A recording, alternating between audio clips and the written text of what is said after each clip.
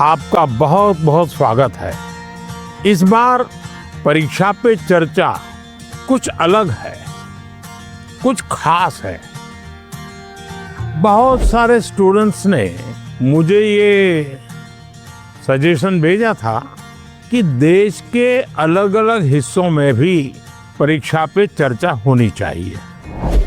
तो इस बार मैंने देश के अलग अलग हिस्सों में भी स्टूडेंट के साथ बैठ करके परीक्षा पे चर्चा की।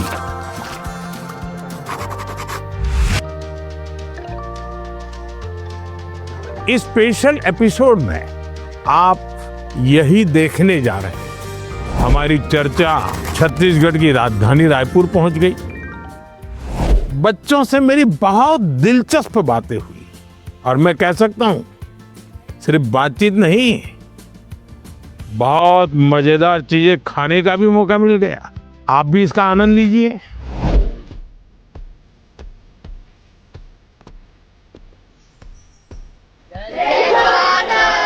जय जोहार।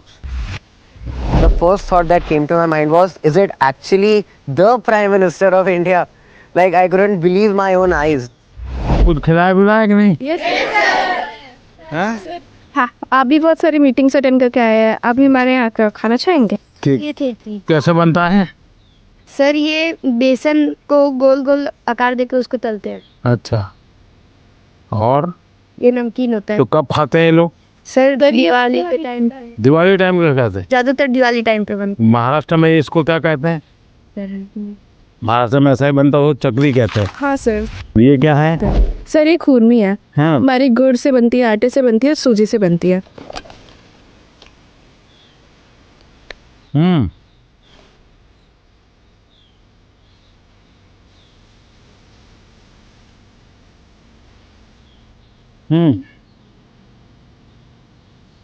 तो बढ़िया खिलाने के लिए धन्यवाद बेटा। वहाँ पे उन्हें खुरमी मिली तो उन्होंने सबको अपने हाथ से खुरमी खिलाई। It was just so amazing. आपके मन में भी कुछ सवाल आते होंगे आज आप लोगों को यहाँ आने के लिए मौका मिल गया है तो? बताइए।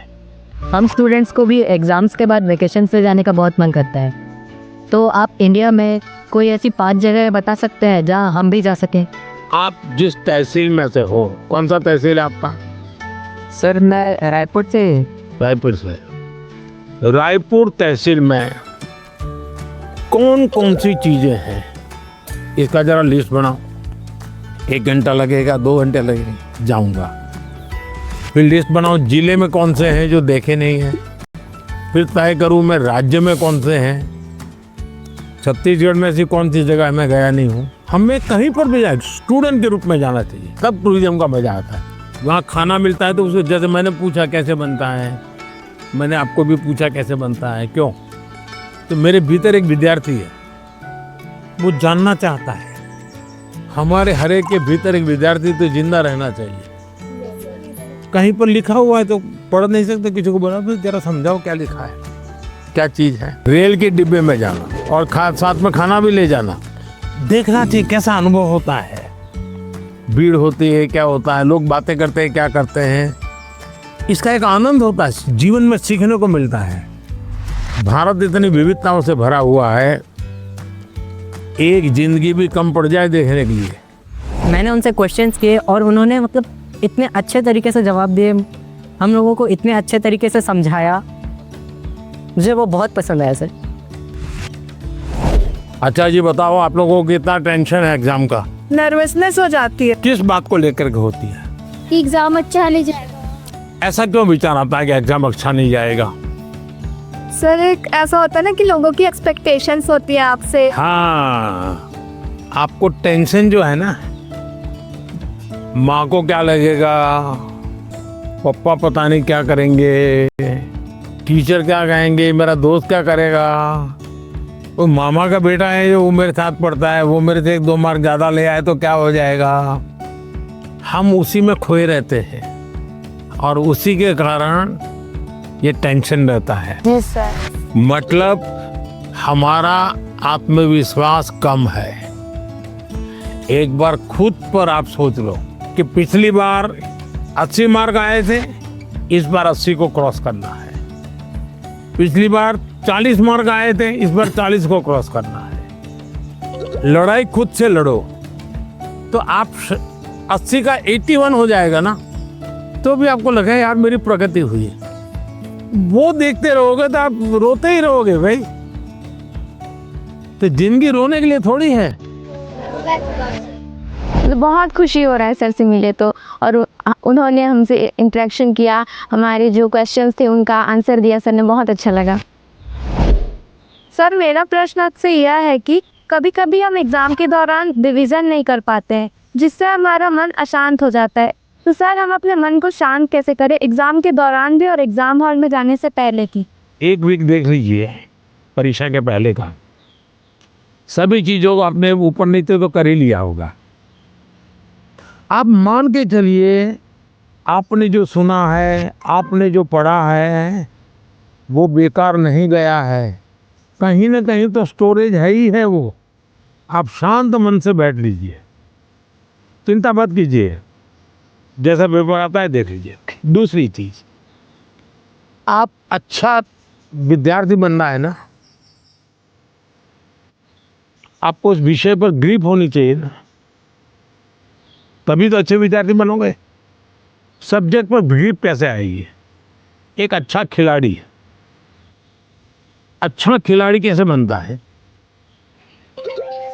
निरंतरता बनाए रख, डिसिप्लिन में रहता है, रूटीन में चलता है। सबसे बड़ी बात है वो लगातार कंपटीशन करता रहता है, गिरता है, पटकता है, हारता है, जीतता है, करता है, उसमें से वो खिलाड़ी बनता है। ठीक है, आपको मैं एक सुझाव देता हूँ, आप करिए। आपके क्लास में कुछ विद्यार्थी होंगे, आपको लगता है जरा पढ़ने में थोड़ा कम है, ऐसे तो होते ही हैं, हाँ? ऐसे एक आध को आप दोस्त बनाइए, ये टेक्निक बहुत कायम आई है आपको। उसको कहो कि मैं आज तुझे मैथ सिखाना चाहता हूँ। अब उसको मैथ सिखाने के लिए आप जो मेहनत करेंगे, दिमाग फोकस करेंगे, आपका मैथ्स पक्का होगा कि नहीं होगा? उनकी पर्सनालिटी बहुत ही इंस्पायरिंग है, वो अपने हर वर्ड से ना सारे स्टूडेंट्स को इंस्पायर करते हैं। मैं ताइक्वांडो खेलती हूँ और मैं आगे चल के स्पोर्ट्स पर्सन बनना चाहती हूँ। अपनी स्टडीज़ और स्पोर्ट्स को बैलेंस करके कैसे रख सकती हूँ? शिक्षा की जीवन में भी जरूरत है, समाज जीवन में भी जरूरत है, इसको अंडर एस्टिमेट नहीं करना चाहिए। ये गलती कभी मत करना कि खेल में मैं बहुत अच्छा हूं इसलिए मुझे पढ़ने की जरूरत नहीं है, लेकिन शिक्षा ही सब कुछ कर लेगी ऐसा नहीं है। आप में हुनर है, जो भी है उसको डेवलप करना चाहिए। खिलाड़ी बनने के लिए खेले वो एक विषय है, लेकिन जिंदगी में खेल होना चाहिए, ये भी बहुत जरूरी है। जिंदगी खेल होने से बचाना है तो जिंदगी में खेल होना चाहिए।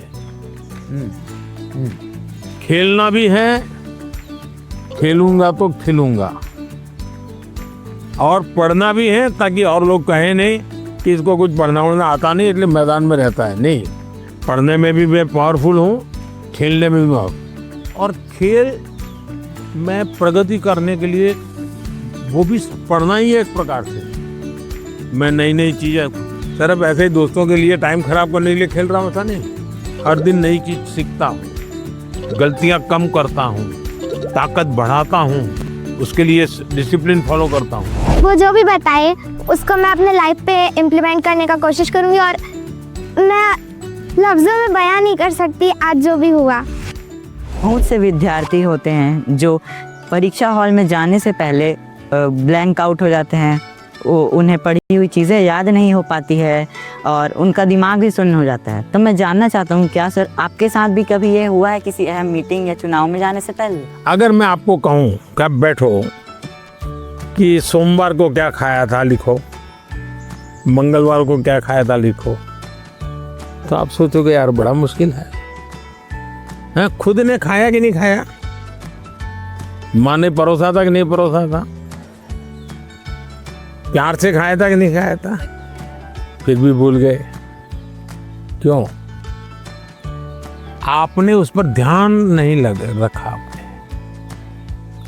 तो अभी दूर की बात मैं नहीं कर रहा हूं, लेकिन मान लीजिए मैं कहूँ नहीं, कैसा करो, आज घर जाकर के याद करना। सोमवार को मैं स्कूल से जल्दी आया था और माँ ने इस कलर की साड़ी पहनी थी और मैं टेबल पे नहीं गया, मैंने बाहर चेयर पर ही टीवी देखते हुए माँ को कहा मुझे यहाँ खाना। एक ही चीज़ याद करोगे, फिर सोचोगे पहले माँ ने मुझे ये दिया था, तो याद आ जाएगा, लिख लो। तो आप धीरे धीरे धीरे वापस चले जाओगे, तो जो अभी लगता है नहीं मुझे तो याद नहीं, आपको एकदम से याद आने लगेगा। इसका मतलब हमारी परमात्मा ने रचना की है कि सब स्टोर रहता है। आप थोड़ा सजग हो करके वो खिड़की खोलने की आदत डाल दीजिए, तो आपको कभी ऐसा नहीं होगा। दूसरा, कोई रेफरेंस याद रहता है कि भाई उस दिन ये विषय तो था कि हाँ उस दिन सामने लाल कलर का शर्ट पहना था ना, उस दिन ये बात बोला था, तो रेफरेंस याद रहता है किसी को। अगर आपको ये आदत है तो शायद आपको एकदम से शून्य नहीं हो जाएंगे, कभी हम ब्लैंक हो गए, ऐसा नहीं होगा। सच अ गोल्डन अपॉर्चुनिटी जो मुझे मिली है, not many students get this and I am eternally grateful to them. हमारा बस्तर भारत हो प्राचीन काल से गौरवान्वित कर रहा है। सर, हमारा जो संस्कृति है वो धीरे धीरे विलुप्त हो रही है, तो सर हम अपने संस्कृति को किस प्रकार संरक्षित कर सकते हैं? हमें परिवर्तन से डरना नहीं चाहिए, लेकिन अपनी जो मूलभूत चीजें हैं उसके प्रति हमें गर्व होना चाहिए। हमारे पूर्वजों ने बहुत बड़ी चीजें की हैं। अब आप कभी सोमनाथ जाओगे तो सोमनाथ मंदिर में एक एरो लगा हुआ है, और एरो इतना परफेक्ट लगा हुआ है कि वो कहता है कि इस एरो की दिशा में कहीं पर भी जाइए समंदर के अंदर, कहीं पर भी जमीन नहीं मिलेगी। मतलब उतना ज्ञान होगा किसी को, दिशा का ज्ञान होगा। आज भी आपने देखा होगा एस्ट्रोनॉमी में जो बातें आती है, सूर्य इतना दूर है दिखना, सारी चीज़ें हमारी हमारे आर्यभट्ट वगैरह ने सब उस जमाने में लिख करके गए थे। जीरो की चर्चा होती है, आज भी कहते हुए हमारे पूर्वजों ने दिया। जिस योगा को हम भी भूल गए थे, आज पूरी दुनिया उस योगा को स्वीकार करती है। हम अपनी विरासत पर गर्व करें और जो भी अच्छा है उसको स्वीकार करने का मन बनाएं। तो मैं समझता हूं कि इसमें नष्ट होने की नौबत आने वाली नहीं है, विनाश होने की नौबत आने वाली नहीं है। अपने प्रश्न पूछे और उन्होंने जो यशस्वी प्रधानमंत्री जी ने बहुत ही अच्छे आंसर दिए, मैं इसके लिए बहुत आभारी हूँ उनका। सर, मेरा सवाल ये है, जैसे कुछ सालों पहले आपने स्वच्छ भारत स्टार्ट किया था, हमारा नया रायपुर भी डेवलपमेंट की ओर जा रहे हैं, तो हम एज अ स्टूडेंट उस डेवलपमेंट के लिए अपने इन्वायरमेंट को प्रोटेक्ट करने के लिए क्या कंट्रीब्यूट कर सकते हैं? प्राकृतिक संपदा को बचाने का हमारे स्वभाव में होना चाहिए और धीरे धीरे हमें लोगों को जोड़ना चाहिए। अब जोड़ते रहते हैं तो बदलाव आता है। खुद के जीवन में कुछ नियमों का अगर हम पालन करते हैं, जैसे हम गंदगी नहीं करेंगे। स्वच्छता की समस्या तो तब आती नहीं जब हम गंदगी करते हैं। अब पानी, मुझे बताइए कि मैं ब्रश कर रहा हूँ और पानी बह रहा है। अरे भाई, तुम ब्रश कर रहे हो तो पानी तो बंद करो, जब मुंह धोओगे तब पानी लेना। छोटी छोटी चीज़ें होती हैं। एक बार मैं एक गांव की यात्रा कर रहा था, दूर से मैंने देखा कि एक जगह एकदम से जंगल जैसा लग रहा है, हरी भरा। तो क्या है, बोले तो स्कूल है। तो सब इतना सूखा है, ग्रीन है। वहाँ एक टीचर थे, उस टीचर ने ये जो पेट्रोल पंप होता है, वहाँ जो ऑयल के कैन वगैरह होते हैं वो इकट्ठे करते थे वो, और बच्चों को कहते थे कि तुम्हारे घर में वो जो पानी होता है जिसमें खाने का कुछ अंश होता है, वो इस बॉटल में रोज़ स्कूल आओगे तब भर करके आना। तो सारे बच्चे वो बॉटल भर के या जो उनको कंटेनर दिया है वो भर करके आते थे, और उन्होंने वहाँ पेड़ लगाए थे। हर बच्चे को एक पेड़ दे दिया गया था। वो जो पानी ले आता था वो उसमें डालना होता था, उसको फर्टिलाइजर का भी काम करता था। सब्जी वब्जी के टुकड़े होते थे, उसके कारण वो पूरा स्कूल को चारों तरफ एकदम से ग्रीन बन गया था। एक टीचर ने इतना बड़ा परिवर्तन लाया। मानवीय रूप से व्यवहार करे तो बदलाव शुरू हो जाता है। छोटी चीजें हैं, हम आराम से कर सकते हैं। समाज का वातावरण हमारे स्वभाव में आना चाहिए। बहुत अच्छा एक्सपीरियंस था पूरे डे का, और बिल्कुल डे ड्रीमिंग जैसा था कि बिलीव नहीं हो रहा था सच में हम लोग पीएम सर से बैठ के बात कर रहे हैं। जैसे हमारी हॉबीज़ होती हैं आर्ट, स्केचिंग, डांसिंग, सिंगिंग, इन सब का पढ़ाई की वजह से जो प्रेशर पड़ता है हम पे, तो इस वजह से हम दोनों को बैलेंस करके नहीं चल पाते। तो आप ऐसा कोई तरीका बताइए जिससे हम अपने पढ़ाई और हॉबीज़ दोनों को एक साथ लेके चल पाए। देखिए, पढ़ाई और हॉबी दोनों साथ साथ बड़ी आराम से चल सकती है, बहुत आराम से चल सकती है। आपको उसको भी पढ़ाई का हिस्सा बना सकते हैं। मान लीजिए आपको रंगोली का शौक है, आप चाहते हैं कि बहुत अच्छा रंगोली का मुझे शौक है। अब पढ़ाई में भी मानो आपको वनस्पति के कुछ विषय हैं, आप तय करो कि वनस्पति की जो चीजें हैं मैं उसी को ला करके रंगोली करूं। तो रंगोली में जो चीजें मैं लाऊंगा, पत्तियां लाऊं तो ये नीम की पत्तियां हैं, ये अदरक की पत्तियां, ये ढिगने की पत्तियां, ये फलाने के, तो आपका विषय भी पढ़ा जा रहा है, आपकी हॉबी भी चल रही है, दोनों का कॉम्बिनेशन हुआ कि नहीं हुआ। मैं समझता हूं कि हॉबी होना अच्छी चीज है। आप अगर हॉबी के लिए समय देते हैं डिसिप्लिन में रह करके, तो आपकी पढ़ाई के लिए आपके अंदर और चेतना आती है और जागरूकता आती है, आप अधिक फोकस कर सकते हैं। और उसका बेनिफिट यहाँ भी होता है कि आप अपने कला में, जहाँ भी हॉबी में जाना चाहते हैं, वो भी उतना ही अच्छा कर सकते हैं। लेकिन अगर हॉबी होगी तो समाज में भी अच्छा लगता है, चार लोग आपकी वाहवाही करते हैं, आपके लोगों को नजर जाता है, अच्छा भाई इतना बढ़िया करते हैं। मैं समझता हूँ आपको मान लो अच्छे वक्ता बनना है, वो हॉबी है आपकी, तो आपको कई किताबें पढ़नी पड़ती हैं, कई चीज़ें रेफरेंस करनी पड़ती है, लिखना पड़ता है। तो आपकी हॉबी तो है, लेकिन साथ साथ में अध्ययन भी है, तो दोनों चीज़ें एक साथ चल सकती हैं। समय का विभाजन हमें आना चाहिए। हम एक तरफ झुक जाते हैं तो गिरने की नौबत आती है, लेकिन बैलेंस कर करके चलते हैं तो गिरने की नौबत नहीं आती है। मैंने उनसे पूछा था कि हम अपनी हॉबीज़ और अपनी स्टडीज़ को एक साथ कैसे बैलेंस करें, तो उन्होंने ये सॉल्यूशन दिया कि हम अपनी स्टडीज़ में ही अपनी हॉबीज़ को मिक्स करके रखें तो फिर कुछ नहीं छूटेगा। उन्होंने ये सॉल्यूशन दिया था हमको। आप इतने साल से देश को संभाल रहे हो, देश के लीडर हो, तो आप फ्यूचर जनरेशन से, हम बच्चों से ऐसी कौन सी क्वालिटी एक्सपेक्ट करते हो कि हमारे अंदर आनी चाहिए एक लीडर के रूप में? ऐसा लीडर बनना है कि लीडर बनना है? दोनों बनना है। देखिए, पहले लीडर बनिए। जो काम है मन में तय करिए, कोई करे या ना करे मैं करूंगा। जब ये शुरू आ जाएगा, मैं अपने से शुरू करूंगा, तो आप देखिए अपने आप लीडरशिप आना शुरू हो जाएगी। जैसे मान लीजिए यहाँ कूड़ा कचरा है, आप जा रहे हैं और आपने एक उठा लिया, तो आपके साथ जो चार लोग चलते होंगे ना, आपने देखा होगा वो भी, उनको भी लगे यार उठा लो। मतलब आप लीडर बन गए कि नहीं बन गए। अच्छी चीज है, हमें अपने आप को हमेशा लीडर रोल में तैयार करना चाहिए। ये अच्छा विश्वास है, विचार भी अच्छा है। लेकिन लीडर का मतलब ये नहीं है कि चुनाव लड़ना, पॉलिटिकल पार्टी बनाना, पार्टी में जाना, लच्छादार भाषण करना, ऐसा नहीं होता लीडर। मतलब लीडरशिप में एक क्वालिटी होनी बहुत जरूरी है कि आप 10 लोगों को अपनी बात समझा पाओ। थोपनी नहीं है, समझानी है। समझाने के लिए पहले उसको समझना है। जो उनको समझ पाता है वो समझा पाता है, जो उनको नहीं समझता है वो कुछ नहीं समझा पाता। और इसलिए हमारी कोशिश ये होनी चाहिए कि उनको समझना चाहिए। उन्होंने बहुत अच्छे से बताया कि किसी के अंदर एक लीडरशिप क्वालिटीज होती है अगर वो किसी चीज के लिए रिस्पॉन्सिबल हो रहा है। If I would describe this whole then I would say सपना।